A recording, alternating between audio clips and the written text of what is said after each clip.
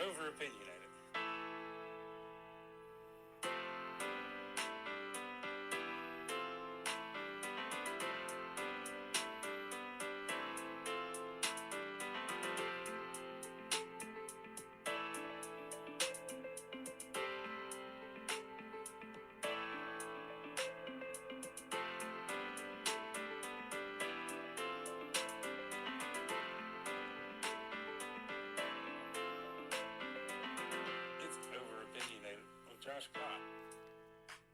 Hello everybody, welcome back to Over Opinionated. In this episode, I'm going to have Darrell McCain, host of the Darrell McCain Show, come on for a long interview.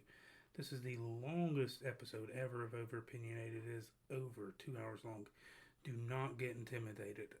Eat this interview up by 30-minute marks, because if you don't, it can overwhelm you. 30-minute marks, even 15-minute marks if you have to. But please listen to the entire interview if you can. I think this is a very great interview. We cover the Israeli-Gaza crisis, the Israeli-Palestinian crisis, and many other topics. We stopped talking about Israel-Palestine about the hour mark, and then go into some other current events.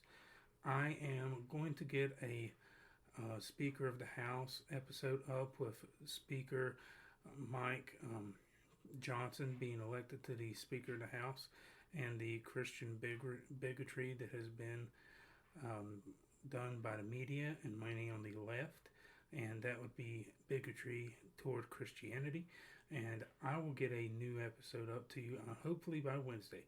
So God bless you all, and listen, there are some edits. I apologize for some of the sound quality. I have Darrell on the cell phone with me, so there is a little bit of a sound hiccup and a stagnation after the hour mark. And we just got a new puppy, so it's puppy training, and I think you can hear my wife in the background hollering for the puppy. So please forgive that. I'm really working hard. And stay tuned. I really want to get a YouTube channel up. Maybe not the end of the month. Well, it can't be now. But soon. Okay, soon. I really want to. God bless you all. Please share. And please pray for the podcast. God bless you. All right, everyone. Welcome back to Over Opinionated. If you've listened in the past, you know that my former boss and a good friend of mine, Darrell McCain, the host of the Darrell McCain Show, he offered our little commercial for us, and we wanted to have a civil conversation about the Israeli-Palestinian conflict, because we're kind of a little bit on opposite sides, and I figured I'd have him in, and we'd try to have a civil conversation, because most of the time in the media, we're not getting a civil conversation. We're having a extremely live debate, and it's in a very short period of time. You can't just talk about this topic with 5 or 10 minutes. So everyone, welcome Darrell McCain. Hello guys. I am happy to be back on the show. I am actually somewhat sad that it's in this context with the deaths of so many innocent people in Israel and in Palestine, but we will do our best to provide seriousness to the situation that I don't think the mainstream American media has provided. So that's kind of where I'll start. Yeah, absolutely. So I just, for all my listeners that maybe, I know some of the listeners listen to both of our shows, but some of my listeners that are more exclusive on my side of the end, would you mind just giving a brief description of what you think Israel is doing wrong? I listened to your episode. I'm pretty sure that you think Israel has a right to exist and defend itself, but where do you see the picture in that, and how do you interpret the state of Israel and the Palestinian conflict? Okay, so right off the bat, yeah, it gets into a tad bit of a disagreement. Okay. So I'll just say this: the very notion of Israel having the right to exist, I think, already is somewhat of a American loaded, Israel loaded propaganda question. And as difficult as that is to say, it is me as an American citizen, you as an American citizen, have no right to say what another state or if another state can exist or cannot exist. And another state's existence is not determined on when we say it can or cannot exist. The existence of Israel is just a fact. In the same way that the United States is not dependent on China to say whether we have the right to exist. The United States exists. The country was formed in 1776. We were first a British colony. You know what I mean? We have designated lines of what is U.S. territory. We have borders, even though they are violated. The notion that we have to have anybody say we have the right to exist is a nonsensical argument. It is almost, you know what I mean? The only country that you hear this, do they have the right to exist, is when it comes to the state of Israel. No, so yes, I think we hear that when it comes to Taiwan too. So I do think that, like, yes, they have the right to exist. They do exist. The question that I think is put into that is there was a UN Security Council. I think it was UN Security Council 142, and this was when Jimmy Carter was president, and so Henry Kissinger was the Secretary of State, and the UN was putting in a charter that basically was trying to say that Israel was refined to the 1948 borders. And Henry Kissinger put in the language of a charter that Israel had the right to exist, and the caveat was as a Jewish state. That's what's left out.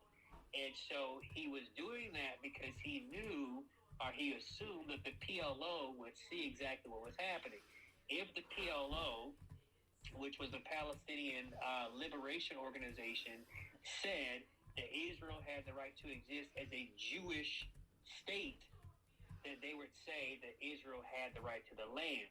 The PLO obviously rejected that notion, and so the PLO became a part of the problem. The nature became, the PLO is saying Israel does not have a right to exist. But if you look at the statement that the PLO put out, they said no. We said we do not recognize Saudi Arabia as a theocracy. We do not recognize Jordan as a Muslim state. We do not recognize Saudi Arabia as a Muslim state. We do not recognize Iran as a Muslim state. Why would we recognize Israel as a Jewish state? Israel is a country, period. And so they carefully, over time, took out the words Israel has the right to exist as a Jewish state. And so what happened over time, from that Henry Kissinger putting that language in, Israel has the right to exist, was Israel has the right to exist. So the question was, and the debate was, does Israel have the right to exist as a Jewish state? Now, the only reason that I know that's controversial is because I am an American Christian. So I can say fundamentally that America is a Judeo-Christian foundation. But if any document said America has the right to exist as a Christian state, I reject it, because I know exactly what would happen after that. After we said America has the right to exist as a Christian state, me and you would debate in perpetuity what it actually means to be a Christian. And because politics would get involved, I would actually jail you for being wrong about whatever facts you happen to choose. Okay, what about instead of a religiously Jewish state, could we say ethnically Jewish state? I think that it depends on exactly how we define it, because I'll just say this. I think people are Jewish if they say they are Jewish, no matter how me or you define it. So I have met, especially being from Florida, different types of people who claim to be in the sect of what we would say Jews, but they have vastly different looks, vastly different beliefs, and so it's just like all I know is that Israel has the right to exist as a state, and so now the question is, what geographical location does Israel exist in? And I think that's the real where we actually meet the problem when it comes to the Palestinian question. So, does Israel have a right to exist? Yes. Is historical Israel and everybody there have absolute historical claims to this land? Yes. Were they dispelled and taken from the land first from Rome, and then the Romans came in and sacked them and took people to be leaders? Yes. Were they sacked by Egypt later? We kind of know the history. So I think that no matter what happened to the indigenous population, which I believe was Israel has a right to exist and has a right to self-determination and has every right of every other state to the inherent right of self-defense. If you ask me, does Israel have a right to exist as a Jewish state, I would have a problem with that simply because I don't believe in ethno-states. I don't believe in cultural, identity politics. I reject all of that stuff. I think we have one human race. We came from Adam and Eve. I reject all of that type of stuff that chops people up into those cultural categories. And I'm very uncomfortable in saying this is a Jewish state, and this is a Hindu state, and this is a Muslim state, and this is a Christian state, this is an Anglican state. Once you get into that territory, it's going to make the world untenable to live in. And we have enough problems already. Well, I guess my question is, what if it's a theocracy? Most Americans don't approve of theocracies, but they do exist, and they do have a right to exist, I would say. What place do you think is a theocracy? Just as an example. Okay, I'm not trying to straw man, but Vatican City would be one, and Iran.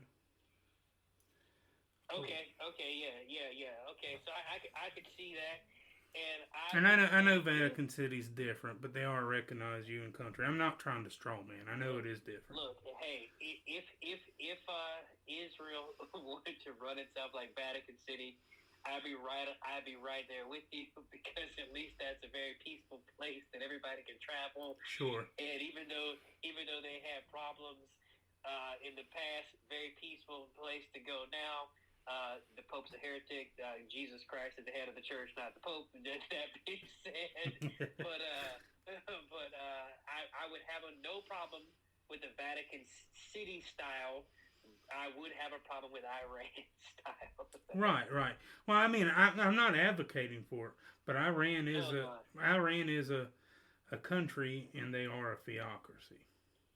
Well, and I think what I mean is, I think I know what you mean by the term theocracy. I do think Iran is a theocracy in the same way that I think Saudi Arabia is a theocracy. But what I was just trying to point out as far as the guidelines go as continuity is no other state or no other country, any of them, Australia, even the theocracies, ever asked another country to define its right to exist as a specifically religious entity, especially when it comes to ethnicity. Right. Well, I've kind of thought when I say Jewish state, I think more of ethnicity than the religion, because Israel's a lot of Israeli Jewish people are not religiously Jewish. They are as Gnostic or atheist.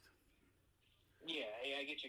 And what I mean is that gets to dangerous territory even in Israel right now, because there are Israeli, and when I mean Israeli, I mean people who are Jewish, people who have roots on the land, people whose family come from there, who have been banned from going to Israel, who are not terrorists, who have never been terrorists, who have done nothing like terror, but they have been banned from traveling to Israel because they have said things critical about the state of Israel. And so my apprehension is they're not just afraid of the terrorists, the actual terrorists like Hamas. They're actually afraid of college professors in America.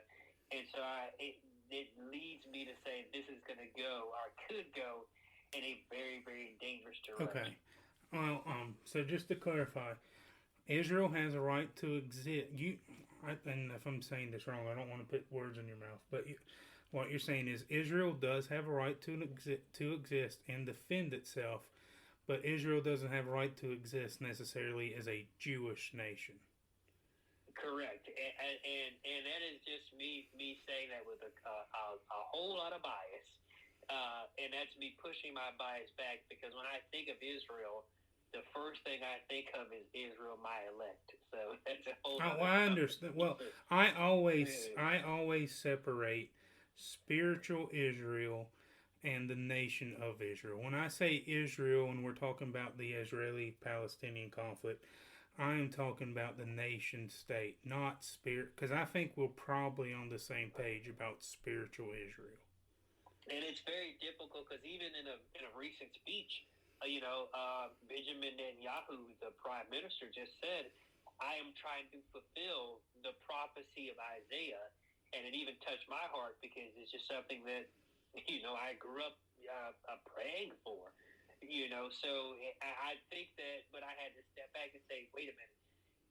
I don't know how genuine his faith is about this type of thing. I don't think Netanyahu's religious. I think he's Gnostic or secular. I could be wrong, but I didn't think he was religious at all. You know what I mean? So, and that's kind of what I was like, even though I heard that Bible verse, I thought I have to look at this as he is at first a politician, a very skilled politician. Absolutely. Absolutely. And so yes, Israel has the right to exist and has the right to defend itself, as every nation has the right to defend itself. Okay. Well, if we were cable, this would have already been over. So the first question, but I think that's good. I have to really consider that, meditate, and as I do on a lot of things, meditate, pray, and research if they have a right to exist as a Jewish nation. I would probably say they do right now. And when I say Jewish, I mean ethnically Jewish, not religiously Jewish. With that being said, 20% of Israel's population is Arab. And they have had, in the former government, which wasn't that long ago, because Israel has had a lot of elections the last 3 or 4 years, the former government was in the Arab Party was in a coalition party that was the head of the government. Well, that's good.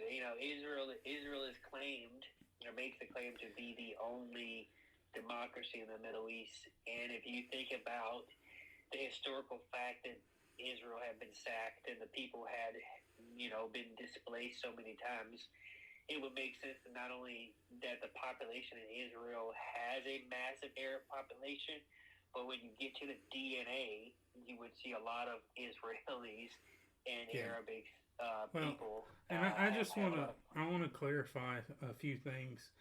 And I apologize. I totally cut you off. I'm not like that. I don't try to cut people off. So go ahead. Oh no, I was just saying that when you get into the thing, I think that the crazy thing is, from my perspective, a lot of these people are related, But Israel does have a very diverse population. There's a lot of people that migrate there. There are massive Christian from America to Christian tours there. There are people that live there that have went and never come back. There are people from Brooklyn that have have moved to New York and moved from New York to Israel that have converted to Judaism. And so it's not, I don't want to paint Israel as if it's, the worst of everything in the Middle East. I want to look at Israel in the context of it is a superpower, and I wanted to behave as if it is America's ally and not as if it is Saudi Arabia. Okay, that's totally fair. I just want to clarify a few things. I totally support Israel's right to exist and defend herself, and in this conflict, I more side with the state of Israel, but I don't think anyone's anti-Semitic for criticizing Israel's policies or their military operations. And I don't think, because as a Christian, and two, a lot of evangelical Christians, people in my crowd, I love them and I disagree with them, but they believe that the Jewish people are God's chosen people, and I believe they used to be, but I believe God's chosen people are those who have accepted Jesus, and that Paul writes about we have been grafted into the vine, and those who have rejected Jesus have been thrown to the fire. Now there are Jewish believers in Jesus, and they are spiritual Israel. But I think that we are the true children of Abraham because we accepted the promised one from Abraham to David. Jesus is on David's throne. He's a direct descendant of David, both from Mary and Joseph, if you don't count Joseph, because Joseph was his stepfather. But I would say that Christians that are blood bought and saved, true saved Christians, are spiritual Israel. Yeah, and I think we are 100% on agreement in that. When I was looking at Zechariah today, where God says He will save Israel, and I was really praying deep in my spirit for them, just because I'm very worried about Iran getting involved in the conflict, and Jordan and Lebanon and Israel being having to fight on all sides, and then so I think about the people there as the human aspect of it, and then I'm also afraid about when they asked Jesus about the massacre, and He said, "Do you think that these people were any worse than you? You repent, or you will all likewise perish." And so I think the hardest thing is to while these people are suffering, to hope that they find Christ before they die. You know what I mean? And I think about what Paul said about everybody that is all of Israel is not of Israel, and even says that he too wishes he was accursed, for his kinsmen's sake. And so it is a very difficult topic, and so I try to have it with a certain amount of grace and humility, because without being inflammatory about the situation, I believe spiritually the people in Hamas are operating under the same spirit of the people in Israel who reject Jesus as the Messiah. So, and it's very difficult to wrestle with that, but I'm like, if they are both being deceived by the God of death. Well, yeah. But with that being said, we can go back more to the geopolitical side of things, and it is messy. The way I see things from Israel's very conception, the new modern state from 1947 to 48. As soon as Israel declared independence from the United Nations and Great Britain, the whole Arab world tried to crush the state. They didn't want a two-state solution. They just wanted to rid the world of Israel and the Jewish people. Israel won that war. It seems like Israel wins almost all these conflicts. Not all of them, but close to it. They won the 6-Day War, the Yom Kippur War, and they have took more land, and a lot of that's for negotiation and the spoils of war, and they gave a lot of land back. And it seems like to me, as a nation, a state of people, there's not been another nation or state of people that I can think of that have dealt with a worse situation of them just trying to live peacefully and have a state. Is there any rebuttal there? I'm sure there is. Only a small part. When Israel was first founded in 48, 47, most of the international world somewhat thought it was already going to be a bad idea. It was land that was given to, I don't want to say given to Israel. I will say given back to Israel, since they had been taken from them way back from when the Romans sacked Israel. Constantine then made Christianity the official religion of the Roman Empire. Yada. But this land was given back to them because the British had somewhat gotten tired of dealing with the Jewish question. You know what I mean? And we still have to wrestle with two competing thoughts at the same time, which is, even though they did have and do have ancestral claims to the land, we cannot fail to recognize the fact that the British put the Israelis on top of another population. That, and if we look at it from the American context, we know exactly how that works out. You know what I mean? We were not put on top of Plymouth Rock. We came here, and we all know what happened to the population that was here once we got here. You know what I mean? We walk around every single day of our lives. We don't bump into Native Americans everywhere we go, and we don't even think about it. Do Native Americans, do the indigenous Americans still exist, or natives, or whatever you're going to call them? Yes. They are stuck somewhere on a reservation, drinking themselves to a pitiful death.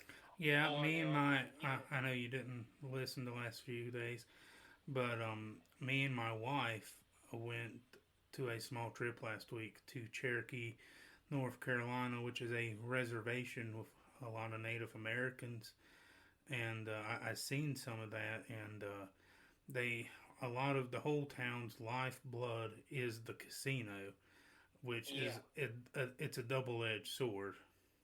Yes, and so it's just like, I look at a lot of the Palestinian,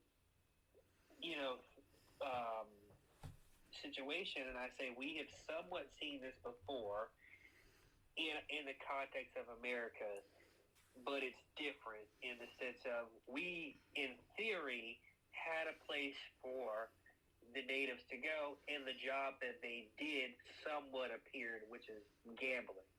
It's very different in the Palestinian conflict, in the Palestinian sense of it, because 50% of Palestinians are unemployed, and the Israelis have absolutely no use for whatever skills they have, if they have any skills. You know what I mean? So it's very different in that standpoint.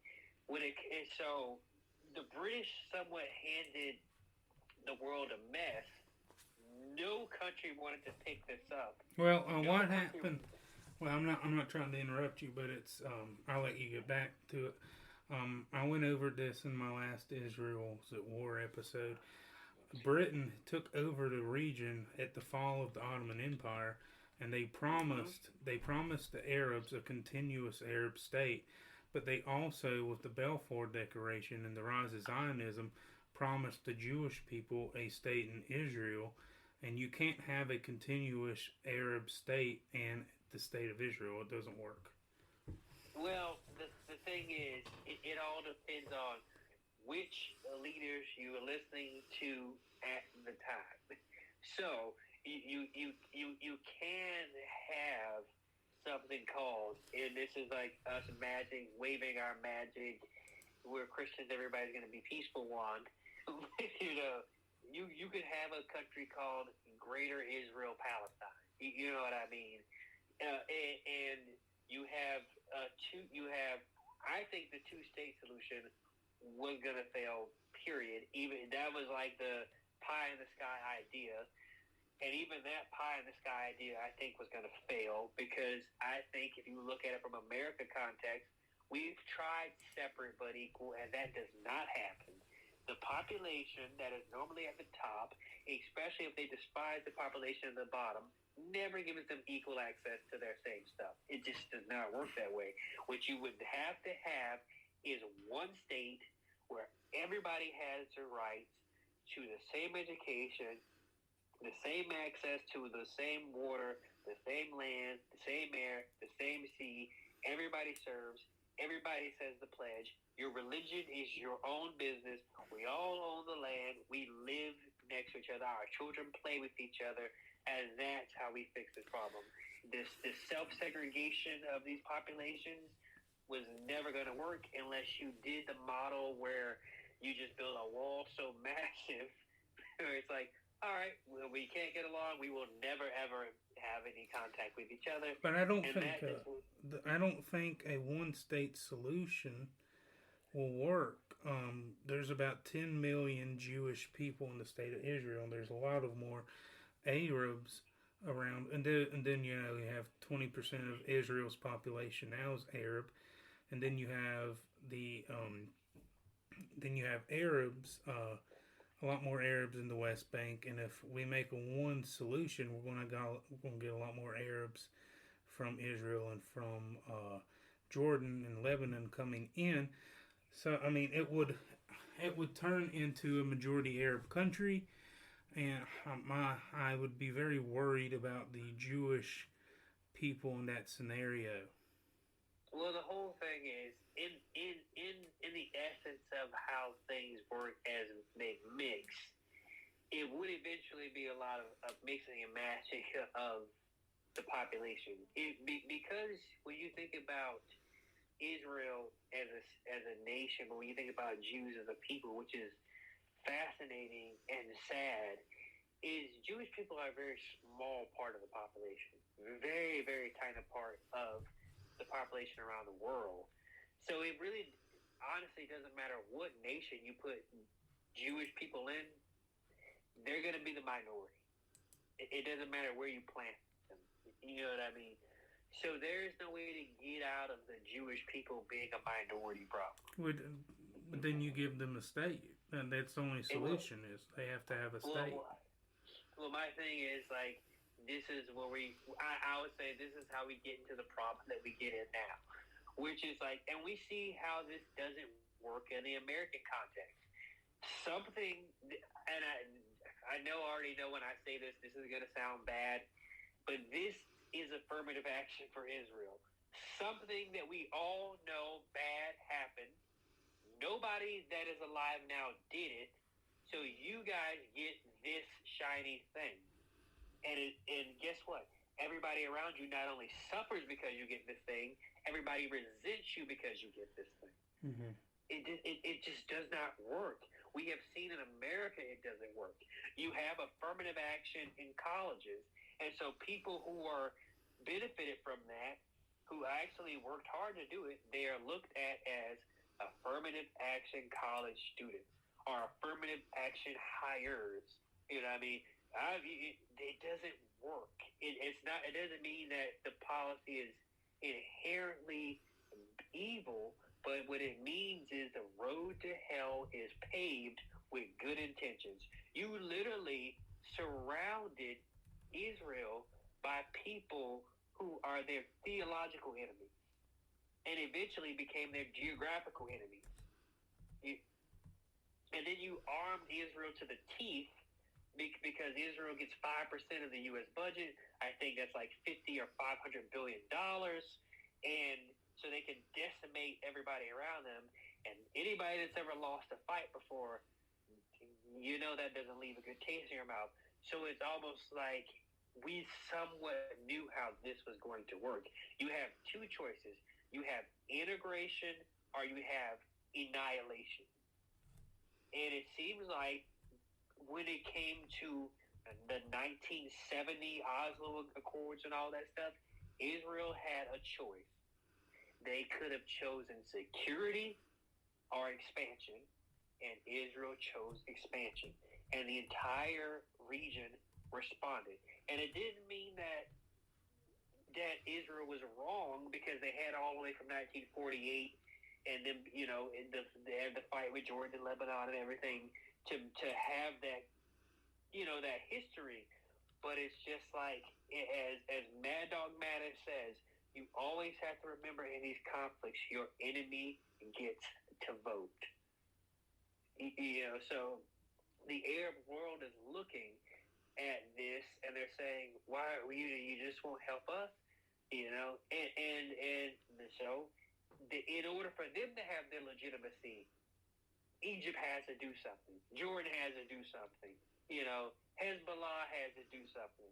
It's just like, I don't think we in the West are doing Israel any favors by not saying, like, look, we know that there are historical claims to this.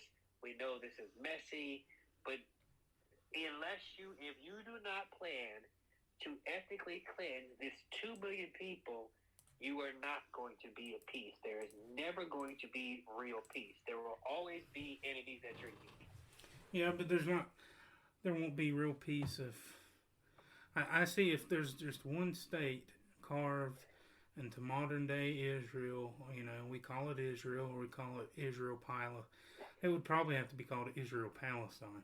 It's going to be a majority Arab country. If it starts as a secular state, it will become a majority Arab country, Islamic state, and I see a massacre of the 10 million Jewish people. The only way you avoid that is maybe if you put UN troops in and you put United States troops in, and you put the United Kingdom in. But this is my counter to that.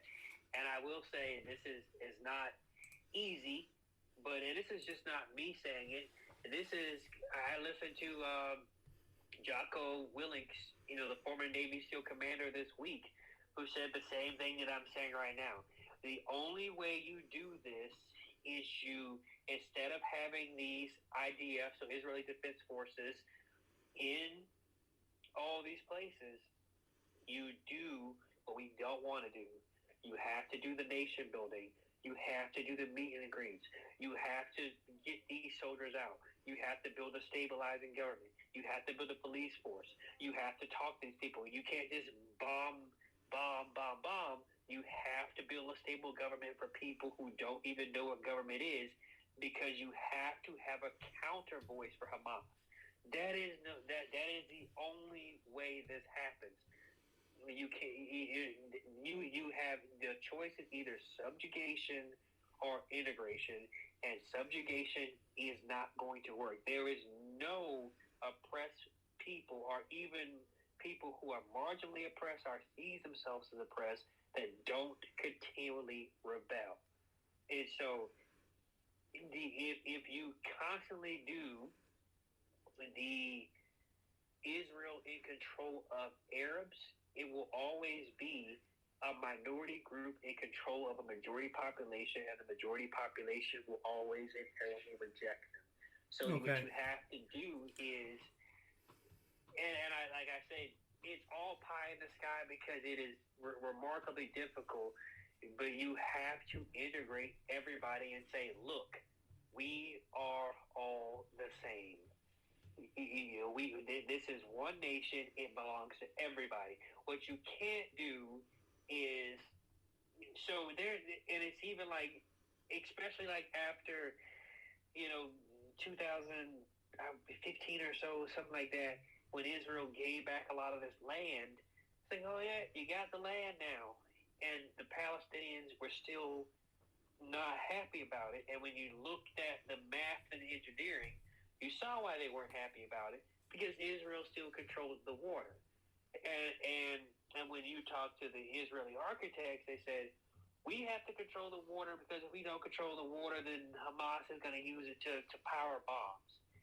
And then I just said, this may be true, but let me come to your house and say, look, you got your house, but I control your water, and I control your bathroom, and I can control your kitchen. Now stop crying. I don't think that's going to go over well. Yeah. And this is in my last Israel episode. I mentioned that this is a conflict, and really this whole area since the beginning of time has been in blood. You have the free Abrahamic religions, Christianity, Islam, and Judaism. And in the Crusades, there was a ton of bloodshed on the Christians and the Roman Catholic Church. The Muslims struck back, and listen, I fully condemn. I do think the Crusades can be complicated, and I think the church sometimes gets too hard of a rap on it. But I fully condemn. I fully condemn any Christian taking an innocent or killing someone in the name of Christ. I think that's totally opposed to what Jesus taught, and I think it's against God's word. Amen. But this whole area has been full of bloodshed and full of tears since the beginning of time. And I don't think we can have a one-state secular solution unless, like you said, the UN, the United States, and the United Kingdom is going to have to be there. And I think that is the real solution. What you just said, we are all going to have to sacrifice something, and this is my prayer, that every superpower, China, Russia, Britain, Canada, the United States, even the Nordic countries say, we will all put something on the line. That this is where NATO needs to be involved, and say, we are going to have peacekeepers here. There are going to be books. There's going to be education. None of this stuff that the Muslims are doing, that is not allowed here. This is the this is the Greater Israel Palestine. That's it. But as long as it seems like it'd be a northern. The only way you could do is if there's a Northern Ireland situation where there has to be a separatist separatist prime minister, or an pro-Irish prime minister and a pro-English prime minister. Like, that's what it kind of sounds like. Well, and it's sad only in the sense because what I was afraid of in this particular situation, knowing all the history, was that two things that were going to happen that I was afraid of, and they haven't fully happened, and I am happy about that. But I was afraid that we would forget, one, that Hamas is a terrorist organization, and they need to be annihilated from the face of the earth. You cannot read the charter of Hamas and think that they are good for Israel, and you cannot read the charter of Hamas and think they are good for the Palestinians. Agreed. What I was afraid of was that people would, in the United States, which is Israel's greatest ally, start to equate Hamas with the Palestinians, and that has started to happen, but not as much. There has been pushback to where you say that, like, look, the people are not always their government. Joe Biden is the president of the United States. I have yet to meet a Joe Biden supporter. It is what it is. So the people are not always the government, and you have to separate the two. Just because the president is sending bombs somewhere, or somebody pops himself up as the leader of whatever organization and kills, does not mean the people people sitting at their house trying to feed their children agree with that. Right. You know. Well, but one thing though, I know that the state of, and I agree with you about that. I don't blame all Palestinian people for the actions of Hamas. I do get concerned about some of their population because I think there's a deep hatred there for the Jewish people, and I think some of them can be sympathetic. That doesn't mean they deserve to die, and that doesn't mean that they're all bad people. I don't think that at all. But I get concerned, um, you know, uh, with your one state solution because I don't think the modern day state of Israel would ever accept that, and it would probably turn into a war with like the UN, the whole world versus the modern day state of Israel.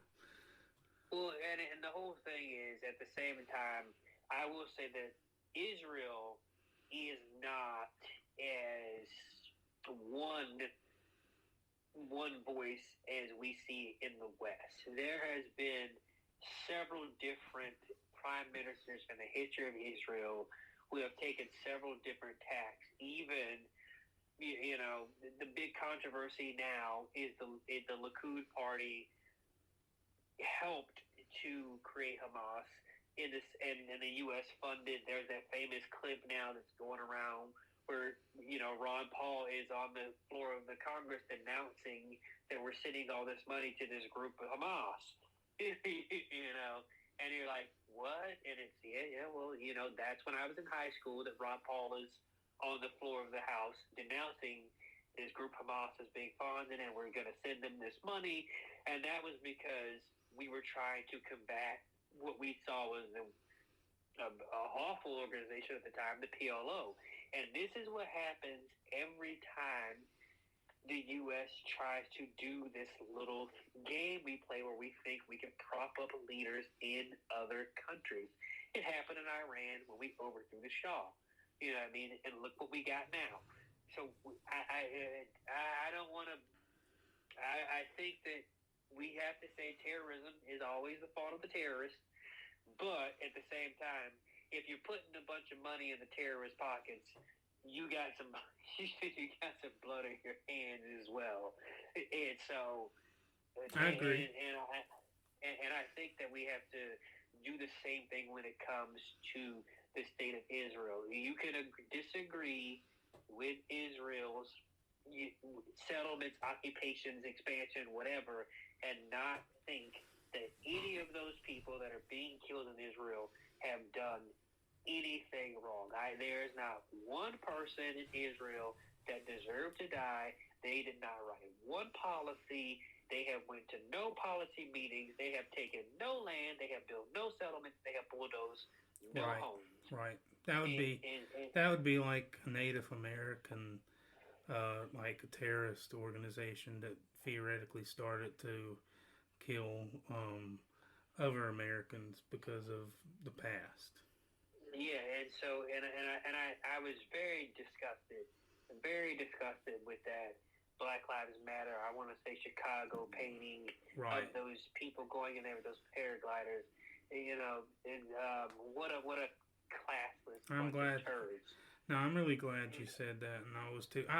I will say I was listening to your show, and I liked your. I think we have all, I do think racism is become a buzzword for people we don't like at some points. So, but I do think we all have some prejudice that we have grown up with, or the area that we have to look at, and and I'm pretty conservative, so I'm not trying to play like the oppression Olympics agenda. But I think, I do have to be honest with myself. I do think everyone has some prejudice in them, and I've had to catch myself about this. And when you said that God loves Palestinian babies the same as Israeli babies, it really spoke to me, and I think it's 100% true. Yeah, because Jesus Christ, said, "Suffer not the little children, let them come to me." And he did went on to say, anyone that does these ones harm, it'll be, worse than a milestone is put to your neck. Jesus never said, "Suffer not the little Jewish children, let them come to me." He Right. just said the children. Over time, sadly, we made those distinctions, and I'm so fearful that God's gonna get us for that.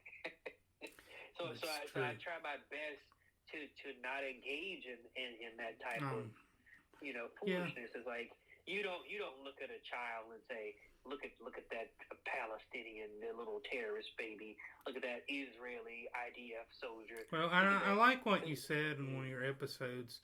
There are no Nazi babies. There there were Nazis that had babies. Yeah, and what they are, because you're not guilty for the sins of your father. Exactly, and even the people in Palestine, I know you don't. You like the Fox News articles. I still like the crazy people. So I listen to Sean Hannity's podcast, daily, and I did watch the videos of the stuff they teach the little children, in Palestine, and I said, that's propaganda. So you don't kill somebody for being propagandized. You teach them that was propaganda. Absolutely. And this is how the real people are, and that's not reality. And one thing that can cure racism is friendship and conversation and communication. When you've dropped a cluster bomb, you've solved a problem, maybe, but the CIA coined that term blowback, and it may come back for you in 15 years. Mm-hmm. And so.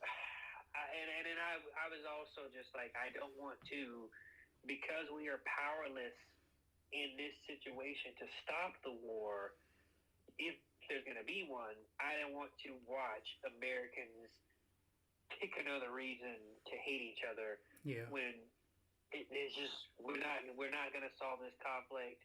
It was happening before we were born, and sadly, if there is no solution, it's going to be happening when our kids are. I really do think, and I'm not trying to take an awful view, but you believe the Bible like I do, and I don't have the verse number on my head, but it says there will always be wars and rumors of wars. Yes. And I think that's true of Palestine and Israel. I'm praying for both of them. I really am, and I'm praying for the innocent Palestinians. I'm praying for all of them to get saved. And know the true Jewish King and the King of the world, Jesus. But I just I'm heartbroken by it, and reading the reports of it has really broke my heart. I'm the only thing I want to say is about the racial thing. Then I'll get back to Israel and Palestine. It was interesting. My grandmother saw where me and my wife went to Cherokee, and was talking to me about. And my grandmother just turned 80 years old. So nice. she, Happy birthday, Grandma. Yeah, I'll tell her. And she was having some hard times. She can't drive anymore. They thought she had cancer, but luckily she didn't, and she's doing very good now. But it was really funny. She kind of went on an anti-racist rant on the phone, and it's not really. I mean, she's very conservative, but she said, I don't know why all the white people, when we came over here, or our ancestors did, were so awful to Native Americans and black people. They said that they had to. Could they not see that God made them and everything? And I said, well, it's simple, Grandma. It's sad, but it's simple. They didn't see them as their own fellow human beings. And when people that see yourself as your own human beings, they are normally treated pretty well.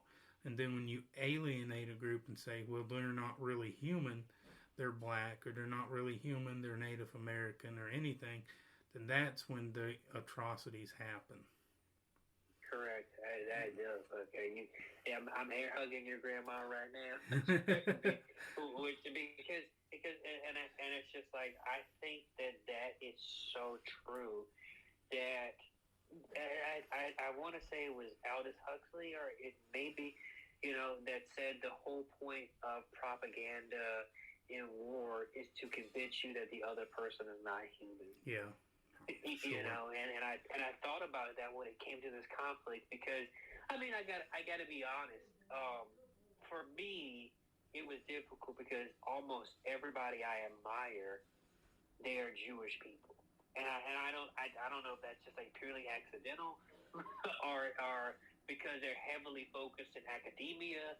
You know what I mean? And then I started to look at it. I was like, even the people I'm looking at on opposite sides of this debate are all Jewish people. Sure.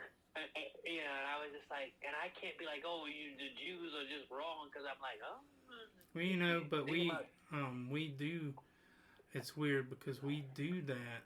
We still do that in America. We view a certain group of human beings lesser than other human beings, and it's not based on race or color, or it's based on development and placement, and and what I'm talking about. But I think when it comes to unborn babies, a lot of people on the left will say, they're not really human, they're just a clump of cells. Yeah. And we see there have been around, it's a low estimate since Roe v. Wade, which I'm glad is gone, that about 60 million abortions have happened, the vast majority of them for convenience purposes.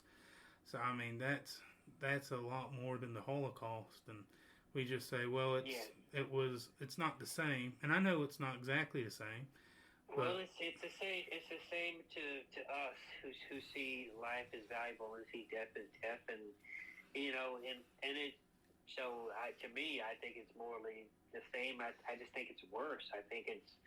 I think the word would be fratricide. I got to look at what it is when a mother kills their own child, or when a dad kills his own kid. I got to look up what that term is, but I think it's worse. And I thought about that.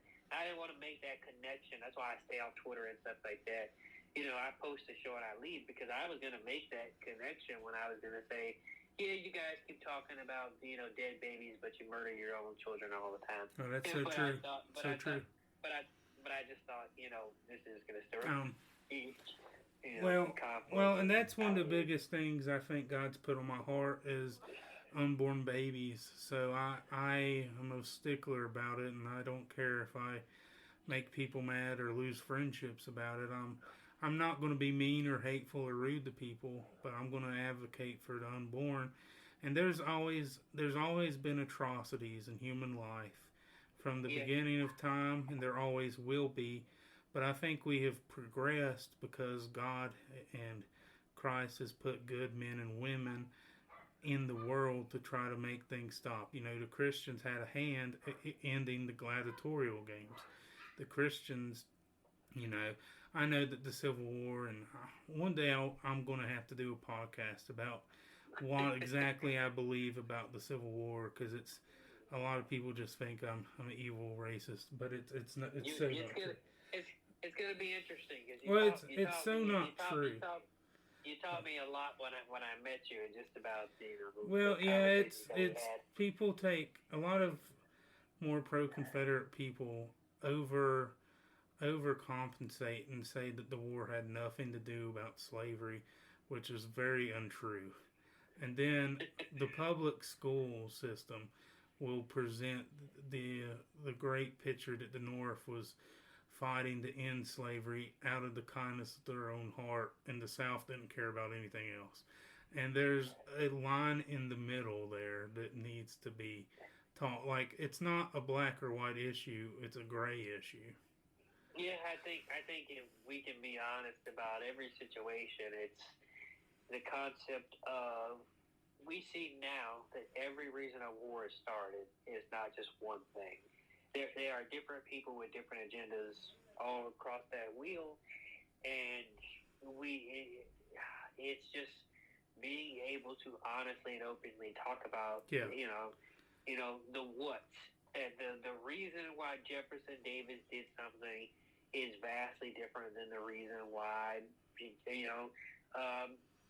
for sure. I Well, and the whole reason, which I grew up in the South, I had the public schools teaching me one thing.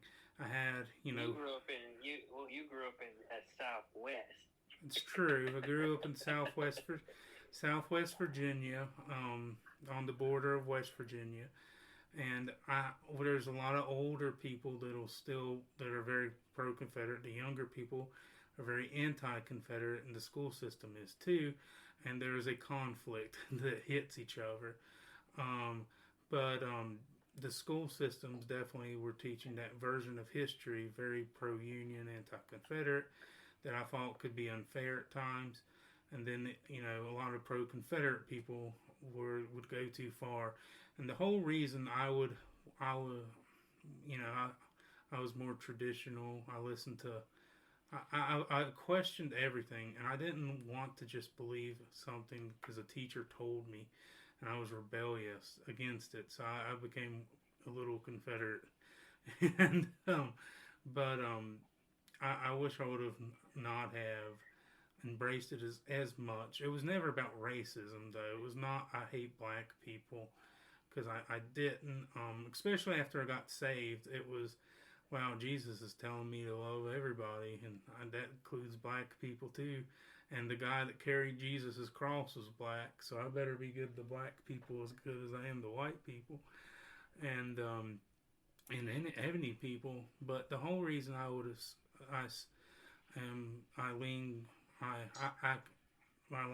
friend laughed one time. I used the word. I said I was a moderate Confederate, and he's never heard that term before, and I made it up, I guess. But the whole reason I said that is because when you look at how the United States was formed, it was through the Declaration of Independence, which is a secession document.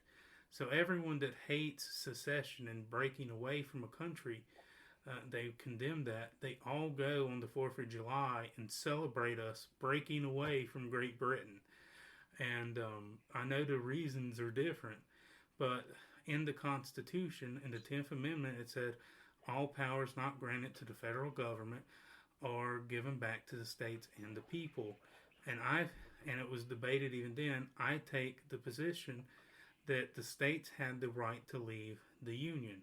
Now, you can say why they were leaving the Union was wrong.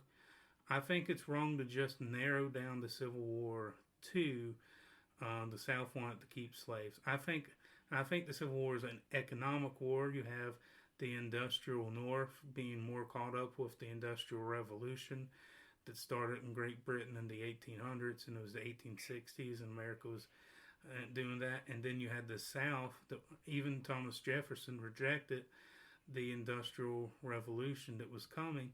He wanted us to stay an agricultural society. Now, that was never going to happen, but you can see the conflict. And yes, I do think, though, if I'm an honest person, and through prayer and through, trying to seek truth and not my priors, I have to come to the conclusion, and it breaks my Southern heart. That doesn't mean I hate the South or the Confederacy, but I really do think, if I'm being intellectually honest, and that's what I want, and it was hard to say, but I really do think that the main reason, not the only reason, was slavery, because of the economics of the time, and you had the rich elites in the South. But I still think secession was legal, and I don't think it justified a whole war. And I think slavery would have died even if the Confederacy was a nation. And I'm not justifying slavery. It was wrong. I think that people misused God's word and took God's name in vain doing that, and they will answer for that. But to blame the soldiers, like my ancestors, my great grandfathers, for fighting for slavery when they were fighting for their home, for the state of Virginia, everyone identified with what state they were from, and seeing what the Union, I'm not saying the Union was completely awful to every southern neighborhood, but seeing the Union take us over, seeing them as invaders, I don't think it's fair to just call them evil. I don't think it's and people compare them to Nazi Germany, and it's not at all a fair comparison. It does anger me. It's not a fair comparison. Well, I will say this. One of the really great things is you are a you are a Arminian, and I am a leaky Calvinist. What's the leaky So, part? You're not a full 5-pointer? So the only, when I say I'm a leaky Calvinist, is you know the once saved always saved concept with me. Or some Calvinists will say stuff like if somebody lost salvation, oh, it's because they were never saved. So they'll say like, well, when you are regenerated, or you're regenerated, and I kind of believe like, no, I actually think that when you have the concept of the person who is the prodigal son, that is a person who is the son. They are in the kingdom. They leave the kingdom, and God puts them back in the kingdom. Okay. And so I say like, and so I do think like, no, there is no like once saved. I know it's a debatable concept, but that's kind of where I say like, I think that there are people who will be in the faith, will step off, or what we call backslide. You will see all the evidence that they left the faith, and then God will call them back. And then they'll say like, oh, well, the Bible says once a person puts their hands to the plow, and then, yeah, but that's if they die, without being called back. I understand. But when you deal with when you deal with Jesus telling the story of the Father and the two sons, obviously the Father intimately knows the sons, and the Son intimately knows the Father. So when the Son is in that pit eating the stuff from the mud, he intimately still knows he has a place to go, and he goes back to the place that he knows to go. That's interesting.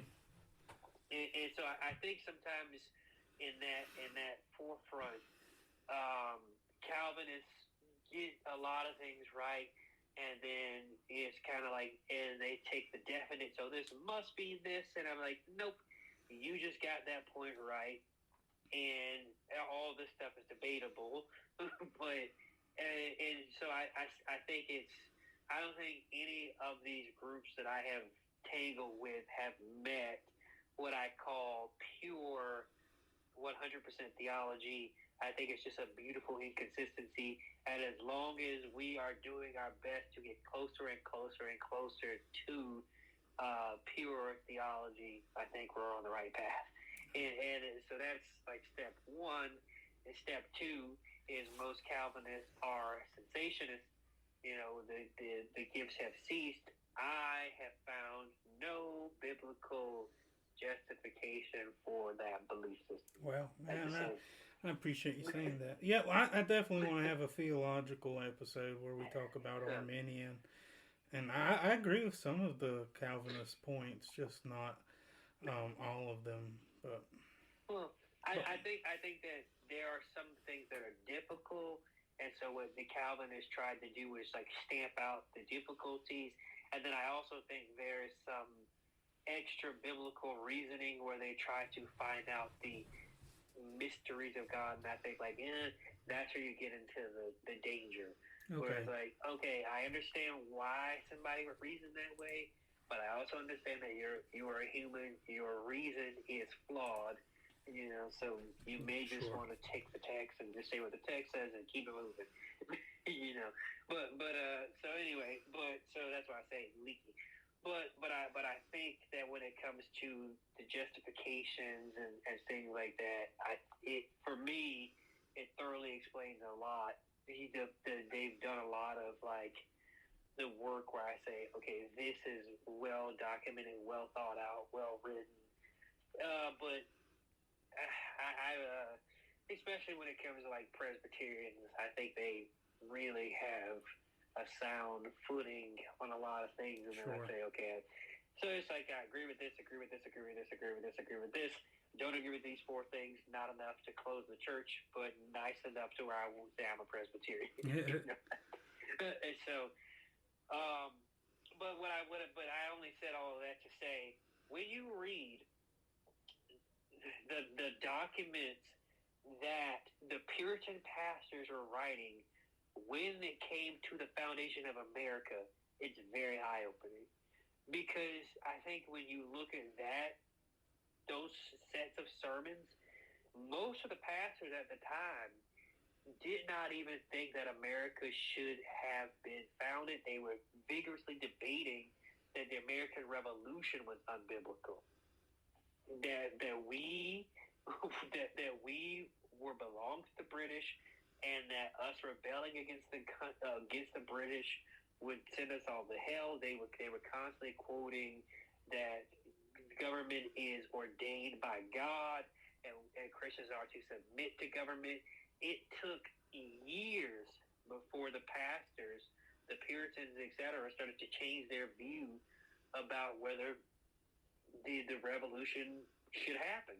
And that was only because there was petitions and petitions and petitions to the king, and in one of the petitions, they basically said, "You are not my subjects." And then the church said, "Oh, all right, well, he answered the question for us." I think they have a legitimate case. And so, but I can't say the theological.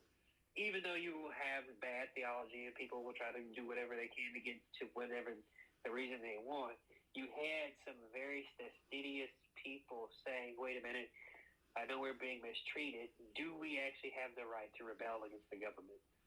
And they were really working hard to try to work that out.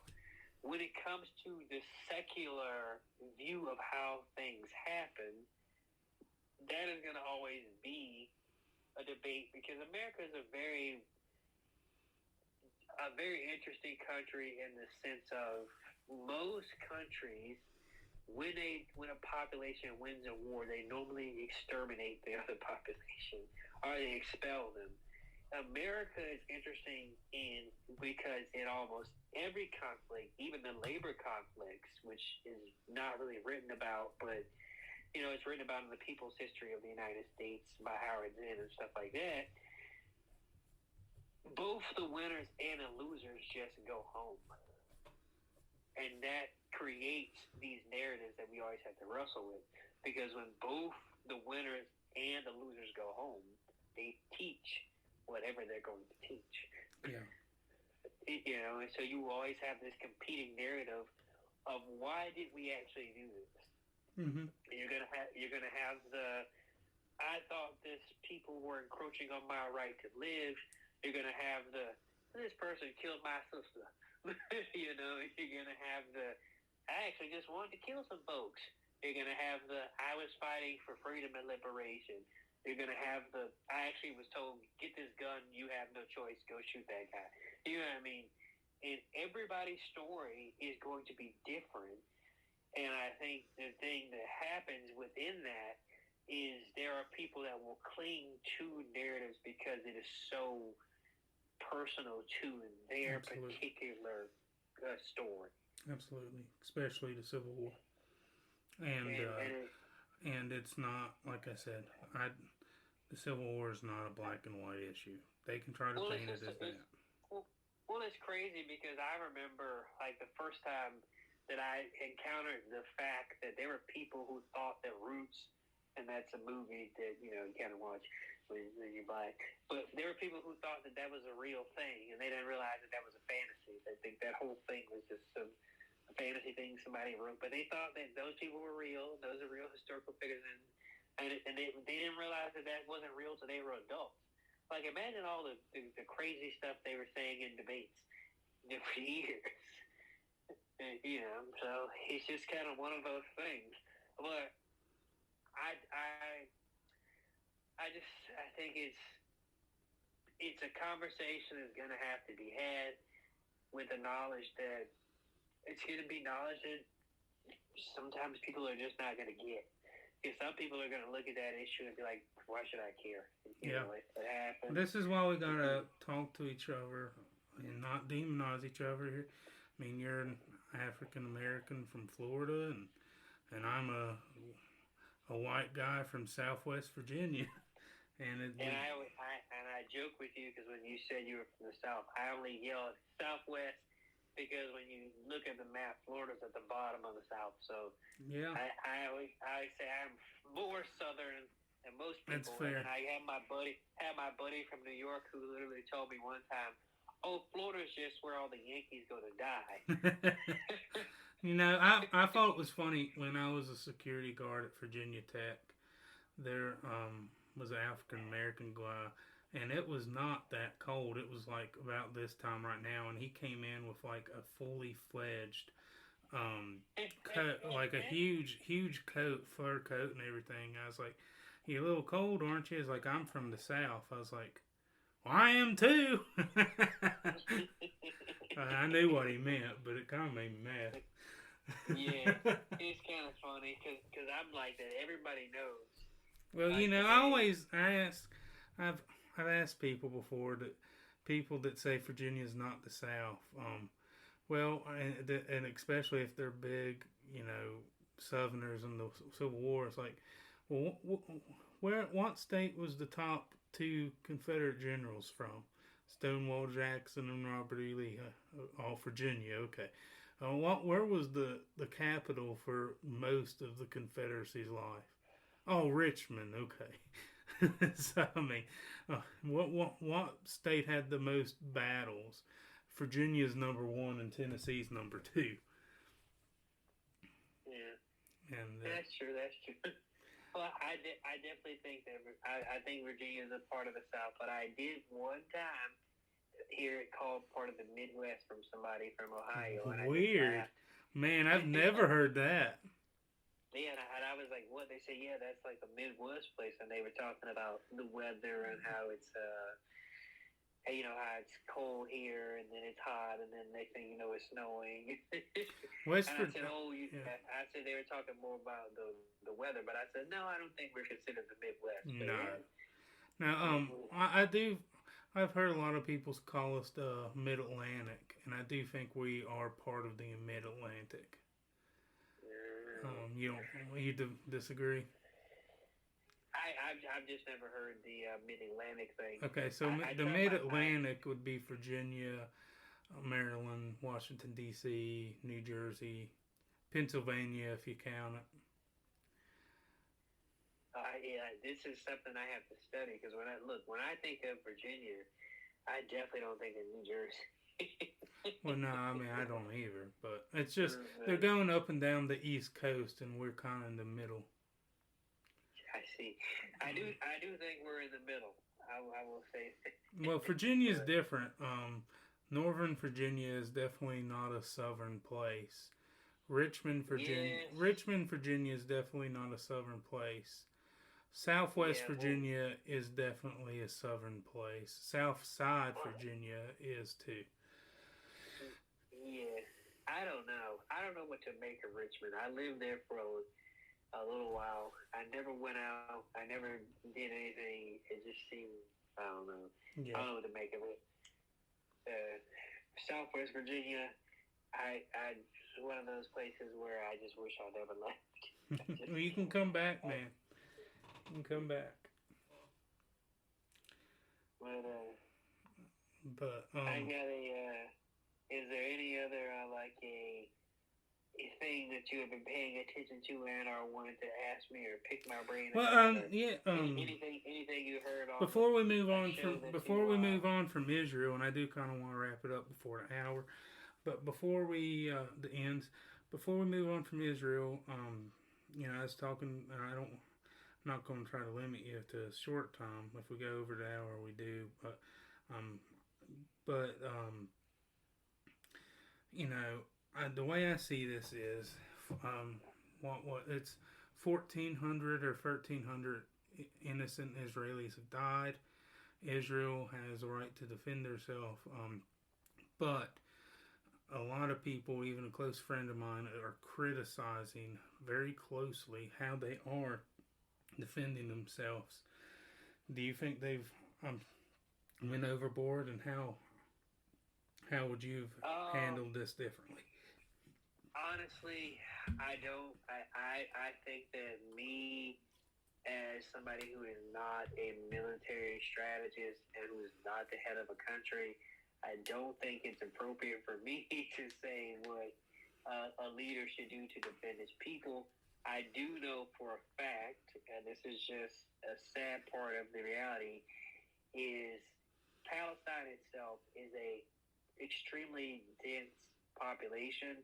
The only place that I could compare Palestine to that Americans would kind of have a context of is Palestine is almost like Detroit. So anybody can be Hamas, and it's so. The sad thing is, what the Israeli army would have to do, I just would not do. If I was the leader of Israel, I would not do. Because if they go into those underground tunnels, which they do have, you're talking about 50, 100,000 dead Israeli soldiers. Mm-hmm. And so Israel is literally between a rock and a hard place because they bear the burden of being, for lack of a better word, the superpower country in this situation. Right. So if they do what they big countries do when they're in these type of situations, urban warfare type of situations, and they back off, what happens is they're going to use the Navy and the Air Force. Well, the Navy and the Air Force aren't talking about precision. They're talking kind of, more about devastation. Yeah. So the Navy and the Air Force is going to bomb everything. And if you're in a densely population, you're going to have a lot of civilian casualties. Yeah. And so now Israel is going to lose the moral high ground, and they would lose the sympathy thing. Hamas. Yeah, and I heard a friend, I know they get criticized for their airstrikes, and there has been, unfortunately, a lot of civilians have died. But Israel's making the calculation. They'd rather lose Palestinian civilians, and then going in ground and losing a lot of Israeli fighters. Yeah. And it's the cost of war. But I don't think there's an equivalence between the civilians being lost and what Hamas did on the 7th. And the only other option that I would have is you would have to do the other difficult option, which is to send in Israeli special forces. And that's where you're just going to see the CNN factor is never going to look good. So you're going to see some guy walking on the street and then he's going to get sniped. They're going to be like, yep, that was the blah, blah, blah of Hamas. And they're going to be like, hey, the news is going to say, random such and such shot in the head walking up the street, Israeli sniper. Right. And it's like, that is somewhat, in this point, the best of the bad option. Yeah. Because, and I only say that because I think about this strictly from a human-to-human concept. If I am, Darrell McCain, and I am in Mississippi, and a group of us from Mississippi go and attack Washington, D.C., and the people from Mississippi, our brigade comes back, we succeeded, we attack Washington, and we hide in Mississippi, and then Joe Biden says, look, I can't get the people in Mississippi, so I'm just going to carpet bomb the whole area. None of them is legitimate. Yeah. As a matter of fact, not only would none of us legitimate, not only would none of us not accept that as legitimate, I guarantee you have just killed my family members. You have created me as somebody who is now going to join the cause, and I will see you the second I get my training. Yeah. And so that causes a resentment. Well, the CIA coined that term unintentional blowback. And this was literally when Osama bin Laden did, the mastermind of 9/11, well, he did have a manifesto. And whether you agree with whatever, happened, I obviously am going to not agree. he points to a lot of international conflicts that America was involved in and says, and this is why I'm doing this. Yeah. And so the whole thing is like, was he wrong for killing all those people? Yes. And so it's like, you have to understand that there is no pit bull that bites somebody that wasn't first taught to be this type of way. So if I was the leader, I'd say you got to get the snipers out. You got to get special forces in there. You got to kill the Hamas leaders. There are Hamas leaders in like Qatar and Jordan and all these people. And I would say immediately these people get extradited and they get taken out too. I don't see how you get to live in a country, somewhere safe in a palace or whatever while you're planning these attacks. Mm-hmm. And then say, well, no, I'm sorry, now I'm a legitimate government. No, I don't think it works that way. So I think that you take out the leadership through precision raids, but it has the lesser. But you have to understand that with those precision raids, your troops are on the front line. They are on the ground in hostile territory, and that's dangerous because minimum 50,000 of you die. Yeah. The only other way is special forces, snipers, etc. But the whole thing is like when you know that there's underground tunnels involved, when you're using the Air Force and when you're using the Navy, you're not killing Hamas that way because they're underground. You're just decimating the population, and it's one of those things where I was heartbroken when I heard that 13 or 14-year-old boy, who had nothing to do with it, say, "I just wish the world will have mercy on us." Mm. And I just kept thinking, how sad is this? This kid, had nothing to do, never attacked anyone, and I don't know if he's alive right now. Begging the world to have mercy for a crime that he did not commit. Sure. Right, and he's just an innocent caught in the crossfires, and there have been Israelis and innocents and Palestinian innocents caught in the crossfires. And that's the sad thing about the attack. When those Israeli people were at that festival, and they're just having a good time and enjoying their lives.